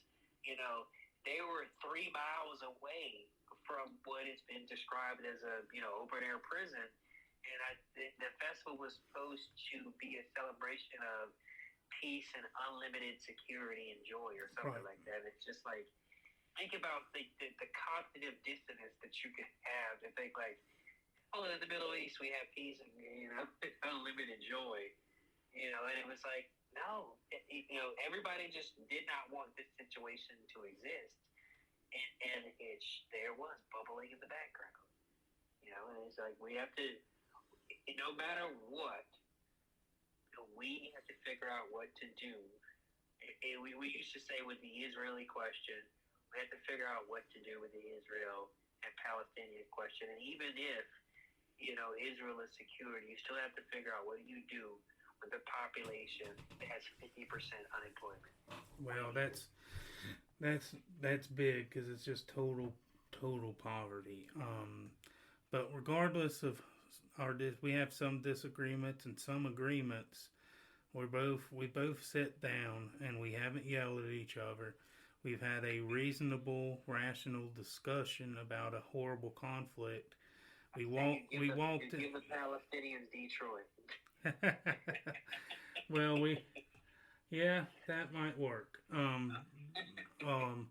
But we both had a reasonable discussion as walked in as Christian brothers, leaving as Christian brothers, and I definitely call them my viewers, and I know you have too. And we both can say, I think we can both say this in agreement that we are praying for the innocents in both Palestine, Gaza, and Israel. We're praying for them, and we're praying that for a better solution, a better tomorrow in the region. I do too, and I say, prayer solves things, and at this point, all we can do is pray. Yeah. And reach out to our leaders, and pray for Israel, pray for Palestine. So true. Now, but before, because I'm not gonna be able to post this before the hour's up. The only reason I was rushing is the site I use. I was going to try to get a few more hours in and then get a new setup, but it's okay. I hardly use all my hours. I'm trying to, but it's kind of hard. And I'm trying to do 2 a week, but most of the time I get 1 a week, and I might sneak another one in. But do you have any comments or anything about the Speaker of the House situation? Oh, wow. I'm actually thinking about doing an episode about this, what I would say is religious bigotry that I have heard coming from, the left about this particular gentleman. And I will just say that I have listened to a few shows, and they have played what he has said, and then they have said, "Oh, this guy's a theocrat, or he's a fascist," and I'm sitting there like, and I'm sitting there like, well, I think I agree with everything he said. In the very beginning, where he says, God ordained us to be here, da da da da. They said, oh, what God did you believe in? And he ordained you? And I thought, so should I read you the Bible verse where it says, God picks leaders? Well, I thought it was funny. I listened to the Hannity interview at work with him and Speaker Mike Johnson, and he was talking about President Biden, and he said, I don't agree with any of Biden's policies, but God has instituted the government and has instituted Joe Biden as president. And I was like, this is the evil man y'all hate so much that he said God instituted President Joe Biden, and you hate this man. Well, yeah, and I just thought, so I said, so what's happening here is these people, at least, are showing that they just don't believe in God, period. And so anytime anybody says anything religious, yep, they will yell, oh, separation of church and state, how dare you believe that God selects his leaders? So that's not what separation of church and state means. I'm going to ask you to stop saying that. You just don't like religion. It's kind of like the inconceivable in The Princess Bride. It's like, I don't think you know what that word means. Yeah, and so I even heard, and I started to get somewhat uncomfortable because there's somebody who's supposed to be like a moderate lefty by the name of David Pakman, and I listened to his show, and this was like when Marion Williamson was running, trying to run against Joe Biden in the primaries, and he was making fun of her religion. What is her religion? I know that she does the crystal stuff. Is she New Age? She's just like a New Age spiritualist, and he was saying, "Oh, she's like the left-wing Deepak Chopra," and then the whole segment was just like not about any of her policy ideas. Didn't say anything about what she was going to cover it on. It was just him poking fun at her religion. Yeah. And I was like, oh, but you are an Ashkenazi Jew, so if I were to do a podcast, he's poking fun of your religion, I already know what I'd be called. So, yeah. So I thought it was very distasteful. And so, he kind of did the same thing. He listened to some of the stuff he said, and he said, oh, this guy talks to God, I don't know what that means. I'm just like, you know exactly what that means. So you're like, let's not, be obtuse or stupid about it. So, and then I listened to another one. It was titled like Fascism Enters. I said, oh, so there's some fascists around. And I was like, oh, well, that was fascism. I literally was going to respond to the guy on Twitter and say, I guess I'm a fascist now. But I was like, you know what? I'm not even going to engage with these people because I don't think that they're serious. I will say that I get a little biased sometimes because I'm from the great state of Florida. So anytime we're in the news, I'm happy about it. I don't think that Matt Gaetz was completely wrong or bonkers like he's being portrayed. I do wish that we would go back to the days where you put one bill on the floor and you voted for it. I agree with that. I agree with that. And you voted for it. Well, that way, politicians all the time, and sometimes it's true and sometimes it's not. My Congressman Morgan Griffin has been ridiculed for not voting for bills, but he'll say, "Listen, this bill is loaded with pork," and I go and look at it, and it's loaded with pork. But then if you did single issue bills, a congressman couldn't be like, "Oh, I didn't vote to lower insulin costs because it had a ton of pork and it would have actually hurt healthcare and medicine." It'll just be like, "Nah, you just voted to screw people with diabetes." That was the only thing on the agenda. Yeah, and that's so I think that what happens even with him, and I do think maybe some of the other whatever criticisms you have of people may be legitimate because nobody's perfect. All right, we got all that now that I've done all those caveats. In that particular issue, I think he was correct on. And I do think that, people like Mitch McConnell and John Boehner and Eric Cantor and all these people have done a very good job of doing something for a very long time. They gin their base up, and then they don't deliver to them anything, and they think that is a way to run the society. And I am somebody who thinks, no, that's a way to make people start killing politicians. Yeah. So, how about this? Stop lying to the voters. If you don't think something's a good idea, just tell the people the truth. If you think the people are incorrect, then level with them. Go to town hall meetings, listen to them speak, and tell them the truth. And I think a lot of times, I don't think they level with the American people. I think they treat the American people like children, and I think that chicken has started to come home to roost. And so there's a lot of stuff that happens in this country that Americans do not like, and I mean, Republicans, Democrats will agree on something at 63%, and they don't get it. And they're not getting it because the people in Washington do not think that they have to listen to their voters. No, that's true. So even no matter how pompous or whatever you think somebody is, anytime you can have anybody cause any type of disruption to this system, I'm 100% in agreement with it. I know the tactics may be wrong. Don't care. We have tried almost everything else except shooting each other, which I don't want that to happen.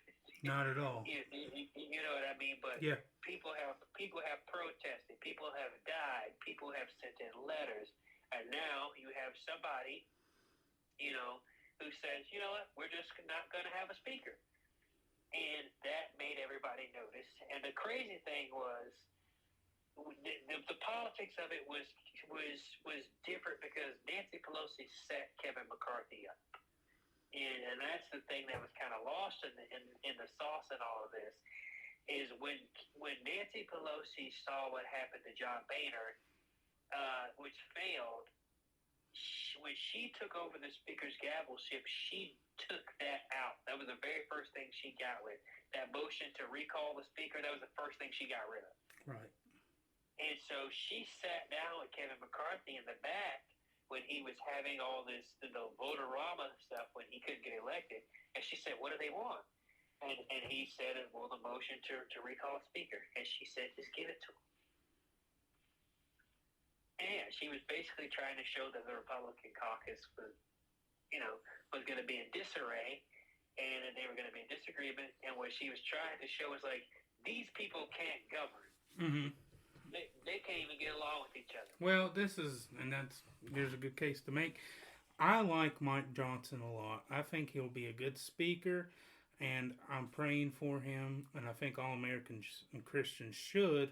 With that being said, I didn't like ousting McCarthy because I thought McCarthy was doing everything he could with the situation he had.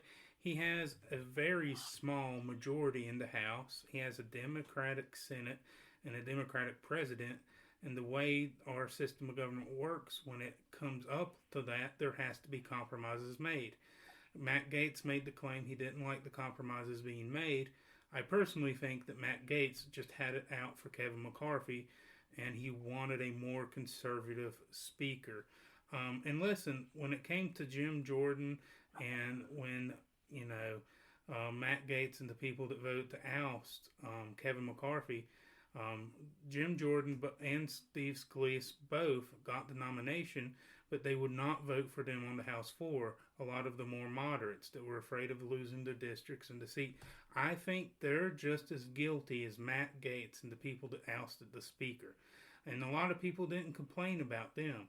But this is the way I think, okay? Unless something just awful happens, and a lot of people will disagree with me. If I'm in the Republican caucus, and if I became congressman, I would caucus with the Republicans. I might disagree with them here or there.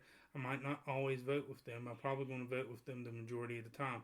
But when it comes to a thing like speaker, and I do this in general politics too, I'm going to politic hard as I can for the person, the nominee I think's best for the job.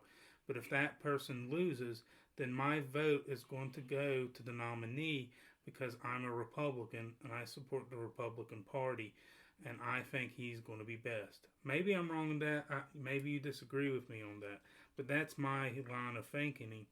And a lot of Republicans, the moderates, weren't voting for Jim Jordan or Steve Scalise, and then you had the 8 Republicans that voted with the Democrats to oust Speaker McCarthy. Yeah, and that was something that I thought. Now, if I was a Republican, which I am not, I'm a man without an island because, look. You need to just hop on the island, man. You need to just come over to our island. The funny thing is, the two people that I like in politics probably have nothing to do with each other politically, but I just like that they hated the system, and I was just like, yep, true, and that was Ron Paul and Bernie Sanders. They're different. and they have almost nothing in common, but so that's kind of how you know how hard it is for me to find somebody I like. I'm like the guy with a cigarette, like they all suck.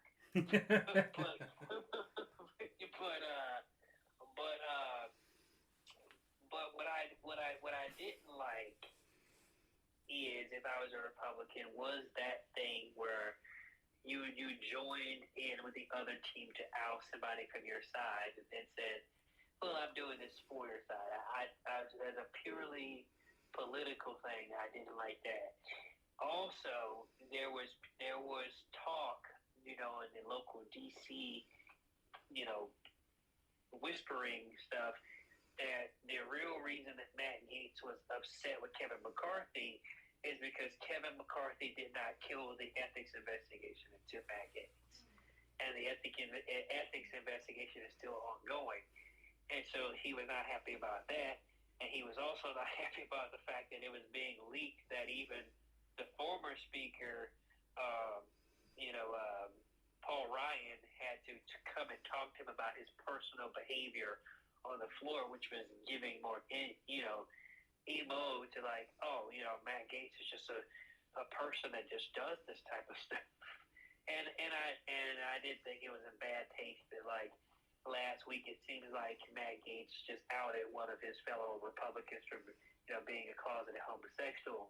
And I thought, wow, he seems to just like not care about, the caucus. But I say that maybe this is just different. I always go back to that speech, and I know he fell out of favor with the Republicans and before he died. But when John McCain was mad at Mitch McConnell, and he went out there and gave that speech about compromise and said, we're not getting anything done. We are not getting anything done.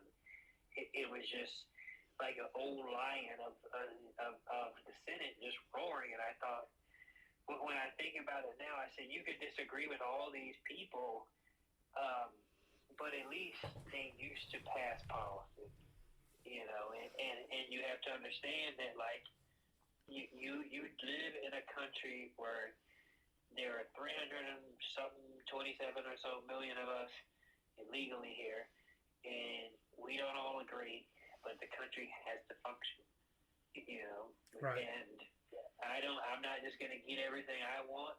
You're not going to get everything you want.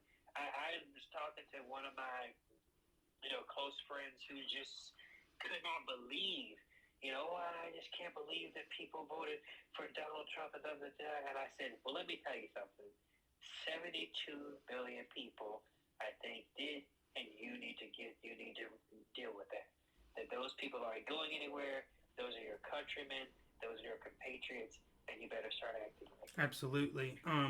George Washington, when he stepped down, it was recognized as one of the greatest things of a man stepping down from power. And he kind of set the precedent for 2 terms. Eventually, we got the 2-term limit because FDR would have ran. He'd still be president today if he was alive, and they probably would have. I don't know, but he probably would have been president still today. But then, George Washington, he was technically an independent, but anybody that knows history knows that he sided with the Federalists over the Anti-Federalists. And then you had John Adams take over after him. But when Adams lost and transferred the power to Jefferson, that was a huge moment in American history. It was one party or one political minded folk losing power, willfully stepping down, not using the military, willfully stepping down and having a peaceful transfer of power. It was a very big moment in world history. Yeah. I really wish that people would go back and read John Adams, read Thomas Jefferson, even read Burr, who didn't think America should, leave the British. Read Washington, read, Samuel Adams, read John Quincy Adams, read, and when you read the Federalist Papers, and I don't want to say that I get sad as like a depressive state, but I get concerned only because I say, like, even with Benjamin Franklin and all this stuff, we have this great tool now called audiobooks where you don't even have to read. You can just kind of sit there and have the book read to you. I use it all the time. It's a great tool. And the ignorance that people have about the foundation of their own country and why things work the way they work sometimes is staggering to me. And sometimes I don't actually. I'm actually shocked that this country functions at all. And then other times when stuff is just messed up and all jacked up, I say, well, the country runs just like a bunch of stupid people run. So I guess it's supposed well, to. I think it's really funny. A lot of people will say the founding fathers wouldn't have fought that, or the founding fathers would have fought this. I was like, I'm pretty sure if you put the founding fathers in modern day America, you would have some that are Republicans, some that are Democrats, and they would argue like cats and dogs, like they did back in 1776 and 1789. Because even when you look at the three, Madison, Jefferson, Hamilton, they had thorough disagreements about all kinds of stuff. That's how it's supposed to work. But there was a great respect for. Don't get me wrong. There was mudslinging in the campaign of Adams and Jefferson, but there was great respect for each other and a willingness to put themselves aside to make the country work. I like reading and watching documentaries about Thomas Jefferson and John Adams. HBO actually had a very good series. It was very historically accurate about John Adams, and it showed a lot of and it showed the history between him and Thomas Jefferson. And man, Thomas Jefferson is my favorite founding father. I like a lot of what he does. I think he's one of the greatest presidents in American history. He also did a lot for the state of Virginia that gets pushed under the rug. He designed the whole Capitol building of the House of Delegates in the state Senate. He designed the whole state Capitol, just drew it up. And I definitely think my top two would be between Adams and Jefferson. I do like a lot of Adams' writing and reasoning, especially when it comes to him talking about speculation, economic speculation and stuff like that. I think a lot of Adams' writing somewhat stands the test of time. But it's crazy because then there's people who were not founding fathers, like we don't consider them founding fathers, but they were founding thought leaders at the time, like Thomas Paine, who was George Washington's friend, but because he was this big atheist, they're like, hold on, Yeah. But when he wrote that book, Rights of a Man,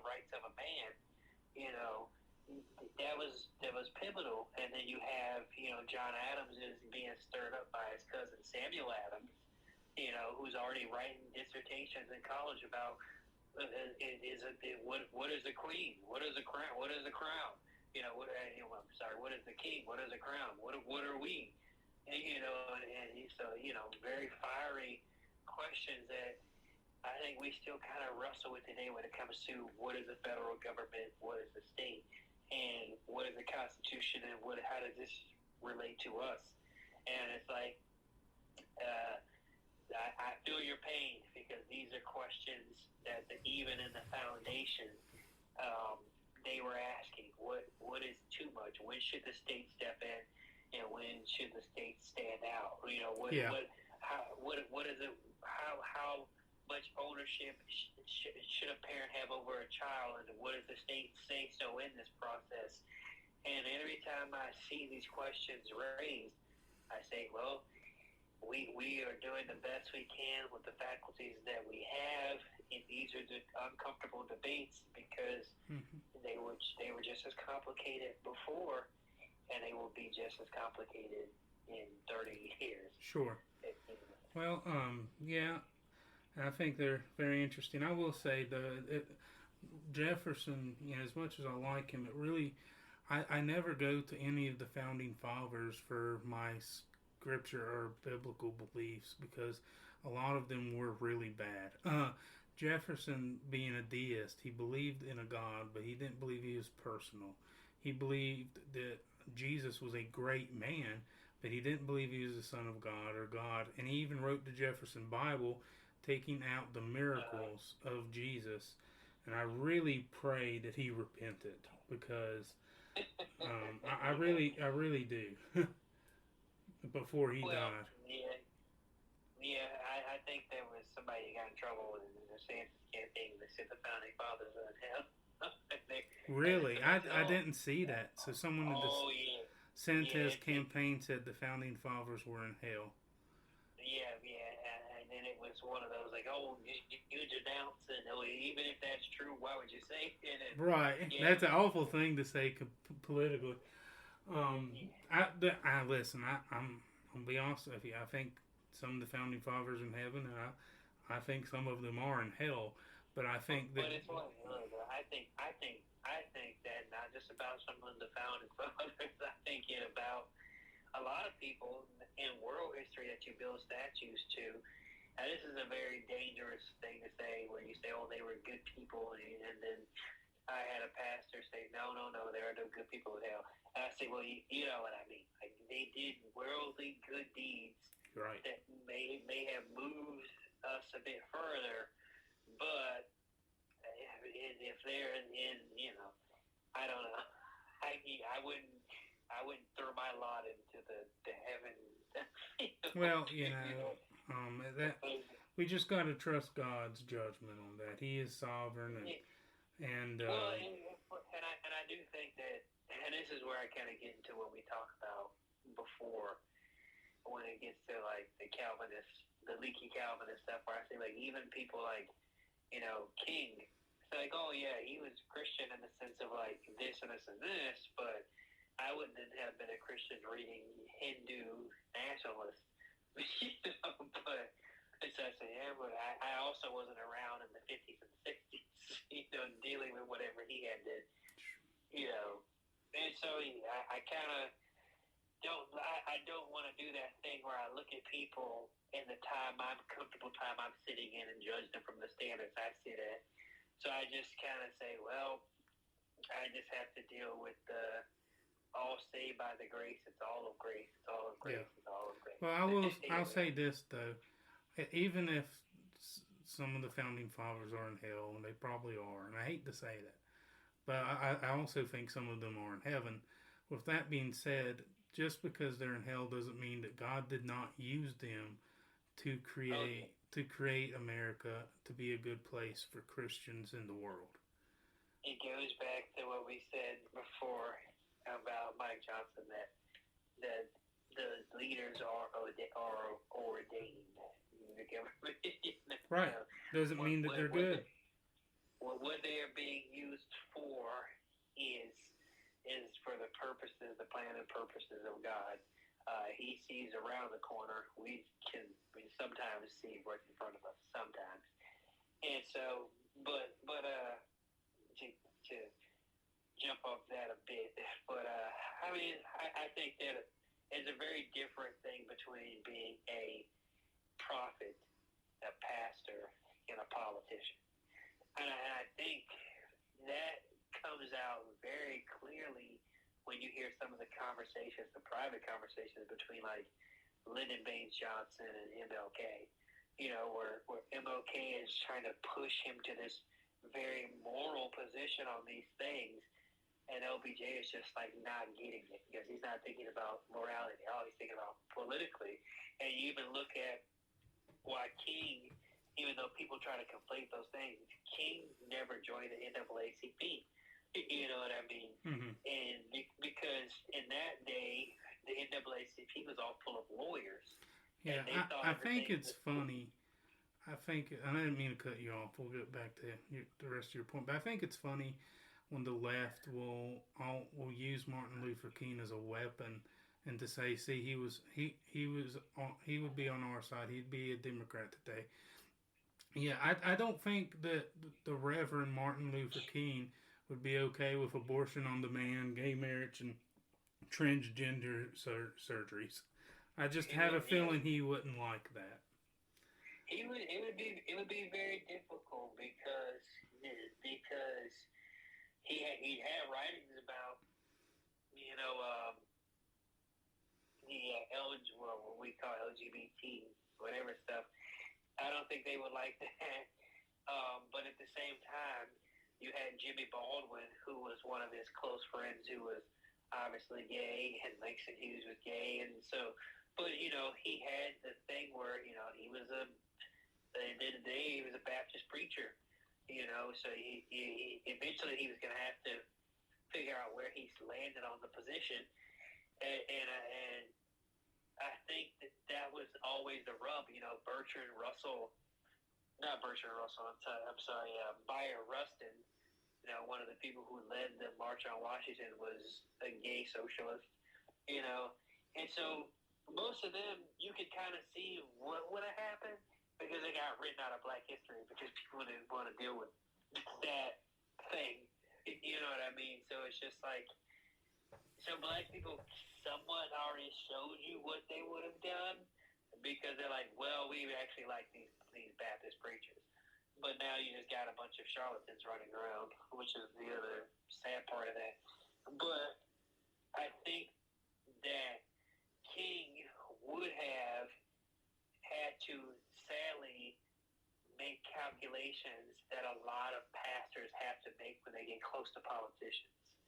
Where, like, what do I say? You know, if I call this one out for doing A, B, C, and D, the second I don't call this one out for doing, you know, L, M, K, you know, like, oh my goodness, well, you can only call out, you know, what about the God when he said this?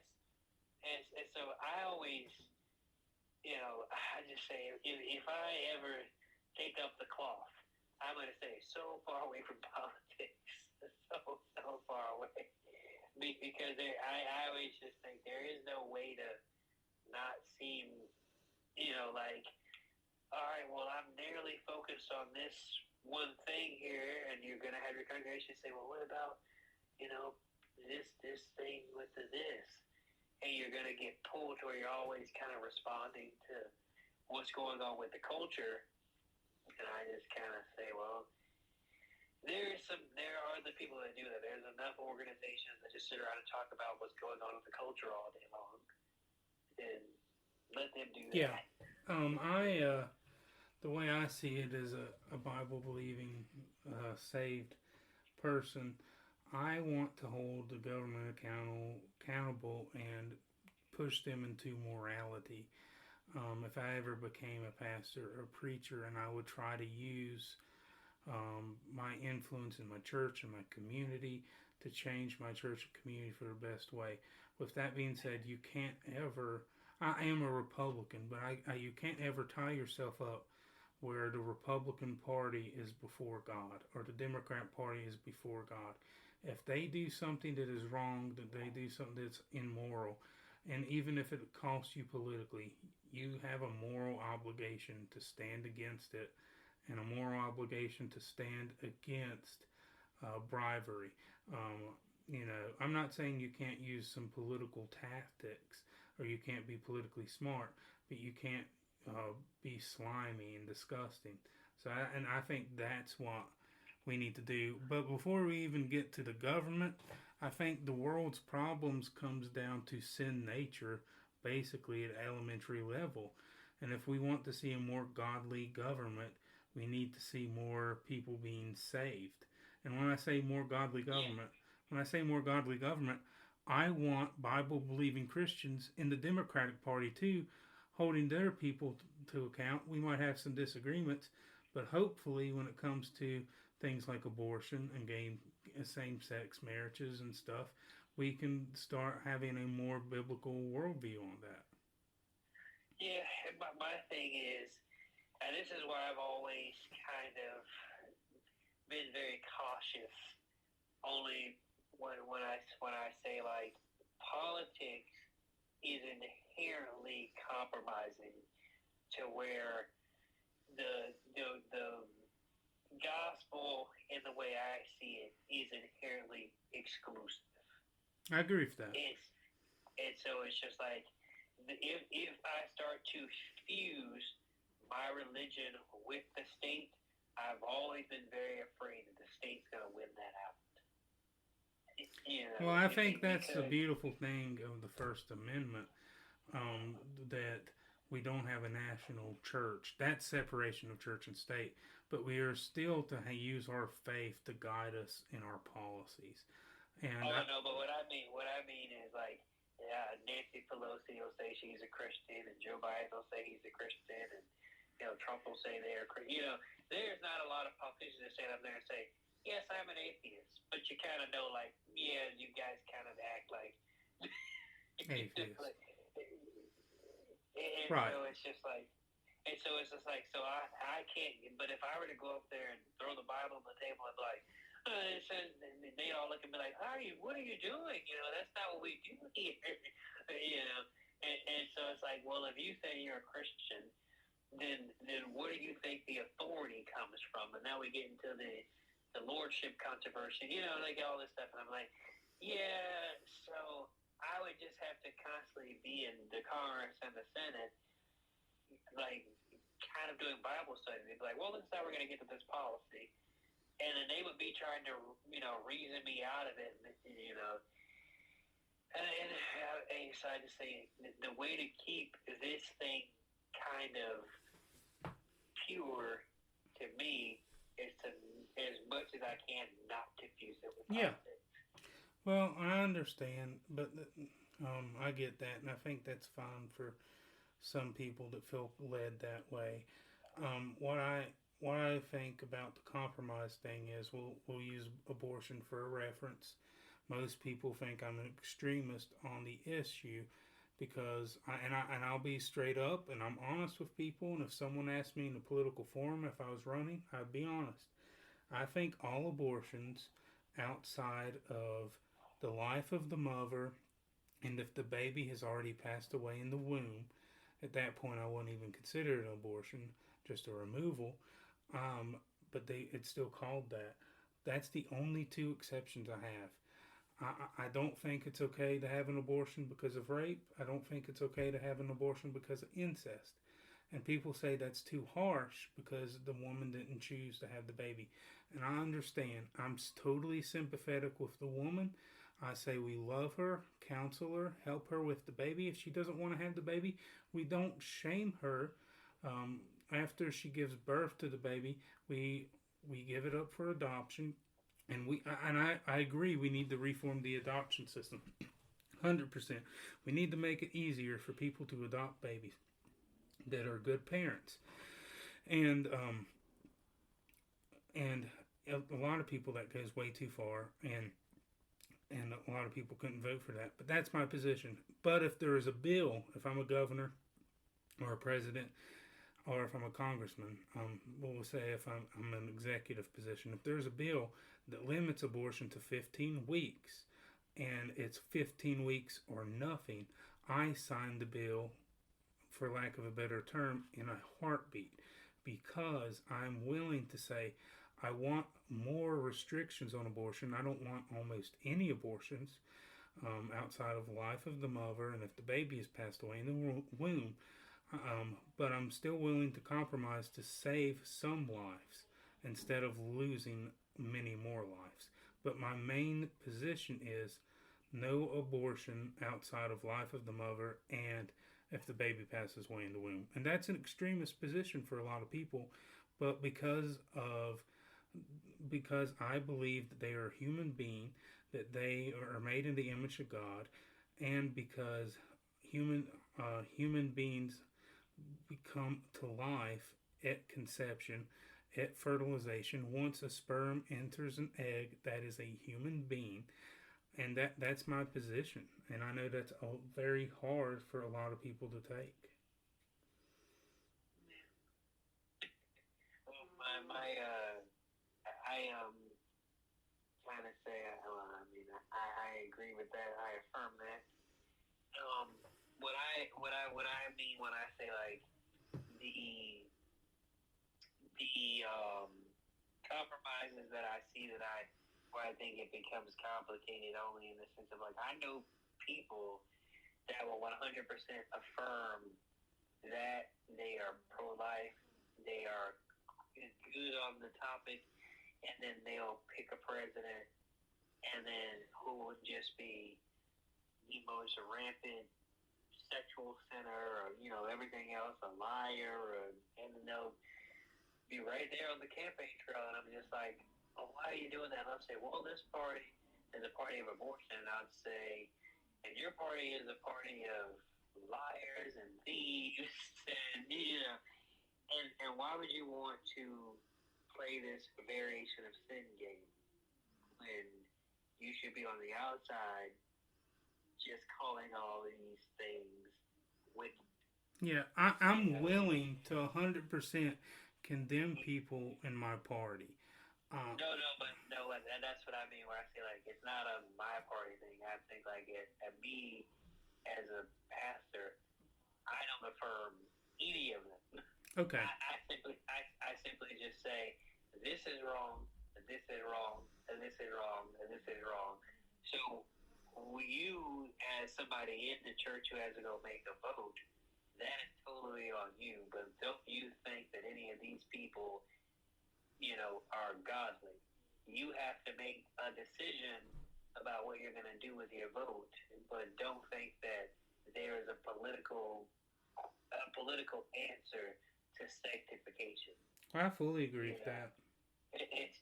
it's just like, I think a lot of times that people think like, oh, if I vote in this godly manner, I'm going to usher the kingdom in.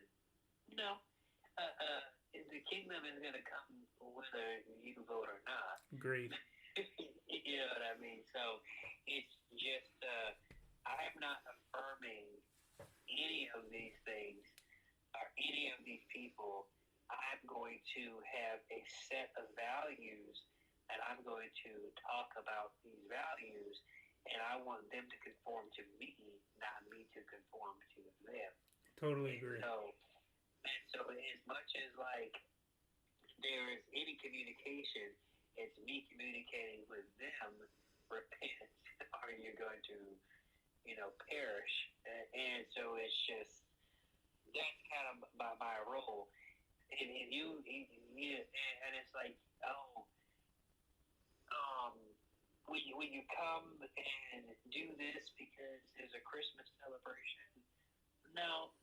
Every Christmas I'm going to be in my church, preaching the message of, I'm not going to be up there, and then I have to pre-write what I say, and then you're going to edit it out, and I have to deliver some speech that's just a word salad.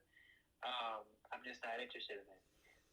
And so that's kind of what I mean, where I say, like, when you get to the fusing of politics and religion, you're going to have to play this little game where sometimes we're going to prioritize this, and we're going to ignore that. Yeah. And I'm like, well, my congregation has eyes, and so do the Gentiles who are waiting to blaspheme. They're going to say, oh, yeah. You have talked a good game about abortion, but you said nothing when those Palestinian babies were being killed. So you only care about, the aborted babies in America, but you care nothing about the dead babies in Palestine. I'm not walking into that trap. You know what I mean? So I'm going to stand back and say, thou shalt not kill. Yeah. And then I'm going to have to wrestle with all the difficulty that means. And the fundamental thing that I wrestle with the most, besides abortion, which is kind of easy for me, is the death penalty. And I always say, like, well, I'm not particularly sure if, from a liberty standpoint, if I think the state has the right to kill its citizens.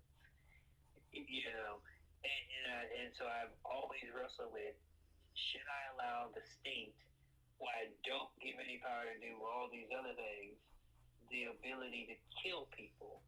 And I'm not am I giving a police officer the ability to kill somebody and they saw committing a crime that was about to kill somebody else, so they have the inherent right to defend the life of another person?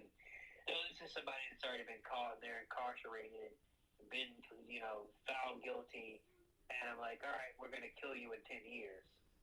And that is where I kind of find the trouble, because I'm like, so in the 10 years of this person is now saved, leading a Christian ministry, sold out for Jesus Christ, repentant, should I be like, yeah, I'm going to kill you now because of the stuff you did 10 years ago? You know what I mean? Like, that is something that makes me extremely uncomfortable. That's a big can of worms, and I 100% understand that. And so it's just like in ways that I don't think we talk about or even think about, because you do know they committed the crime. I'm actually preconceding they committed it.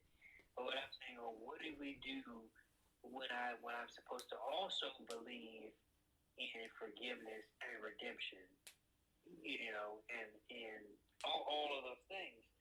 Those are the questions that I'm like, this is why I cannot be aligned with the state. This is why I cannot be aligned with public policy all by itself, because the public policy is going to answer that question for me, and then what's going to happen is I will make my theology conform to public policy. Right. Well, I understand that. Well, Darrell, is there anything you'd like to end off with? This will be by far the longest episode of Over Opinionated. We are at 2 hours and 11 minutes, and but I hope that doesn't upset people. I hope they just take it in segments, because I don't want to cut this interview in two. But I'm just going to roll with it. If they want to listen, they can. If they want to listen to a little bit, they can. So what I would just end with is when you see these very tense situations like Israel Palestine, when you see these tense situations like mass shootings and everything like that, I want the listeners to remember that these people are God's children and they're humans, and you don't always have to have a hot take. Sometimes you just need to sit, reflect, pray, and ask God to open people's eyes and hearts, and sometimes just say, therefore, grace of the God go on. yeah, I think that's the best thing I can do. yeah, I generally agree with that. Well, Darrell, thank you for coming on today, and I really appreciate it. And I will definitely have you on again. I hope you have a great day, and go follow Darrell McCain and listen to his show. Thank you very much. Alrighty, everyone. Thank you so much. I'm kind of sorry. I did not mean it to go on that long, but when me and Darrell talk, we have a lot of good conversations, and maybe you can just break this up into segments. But if you're already here, you've probably already listened to it all. I am going to give you the Bible verse of the day, and then I will get you on your way. Turn to the book of Acts, chapter 2. So we're going to go to the book of Acts, chapter 2, verses 36 through 39. And I'll be reading out of the New International Version. Therefore, let all Israel be assured of this. God has made this Jesus, whom you crucified, both Lord and Messiah. When the people heard this, they were cut to the heart, and said to Peter and the other apostles, Brother, what shall we do? Peter then replied, Repent and be baptized, everyone of you, in the name of Jesus, for the forgiveness of your sins, and you will receive the Holy Spirit. There, the promise is for you and your children, and for all who are far off, for all who the Lord your God will call. So Jesus is God. He is Lord, and He is the Savior. So please submit to Him and ask Him to save your soul. Thank you very much for listening to this podcast.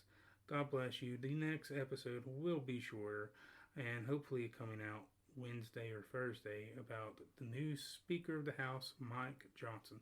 God bless you. Jesus is Lord and King.